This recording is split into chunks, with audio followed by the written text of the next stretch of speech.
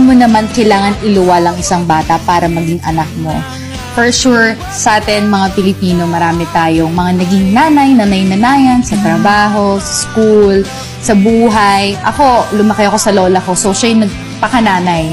Siya yung tumayong nanay namin ng magkakapatid. So, marami kang makikilala na hindi mo kailangang iliwal para sabihin, mahal mo ang tao. Para maparamdam sa'yo ng unconditional love. Marami doon. At meron ako noon. Meron akong momski sa buhay ko na tumatayong nanay sa akin ng times 10 pa yata. So, siguro isa sa pinaka-lesson, yun nga, hindi mo kailangan lagyan ng label ang bawat relationship para masabi mong mahal yung isang tao. Yung simpleng maalala mo na isang tao, ano na yun act of love na yun. So, basta yung pagiging open din, kasi si Ana din masyado naging walled up sa lahat ng mga nangyari sa kanya. So, yung parang pagiging open, kasi pag may wrong communication pala, misunderstood ka na ng isa, iba na yung kwento. So, minsan, kailangan natin matuto mag-communicate ng nararamdaman natin para malaman din ng kapwa natin kung ano talaga yung nararamdaman mo. Kung mahal mo ba siya, bakit hindi natin sabihin? Ganun.